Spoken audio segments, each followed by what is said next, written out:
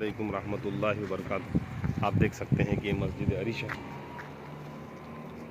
ये वो मस्जिद है जहाँ अल्लाह के रसूल सल्लल्लाहु अलैहि वसल्लम बदर के मैदान में, जो मैंने आपको दिखाया हूँ यहाँ पर करीबी बदर का मैदान, तो इस मैदान में जो जंग हुई थी यहीं पर अल्लाह के रसूल सल्लल्लाहु अलैहि वसल्लम का खैमा लगा था, जो आज यहाँ पर मस्जिद बना दी गई है। इसी जगह अल्लाह के रसूल सल्लल्लाहु अलैहि वसल्लम ने खैमे में बैठकर दुआ की थी अल्लाह ताला से, और यहीं से ही वो अपनी फ़ौज की कमान संभाला करते थे। ये वो मस्जिद है, मस्जिद अरीश इसका नाम है।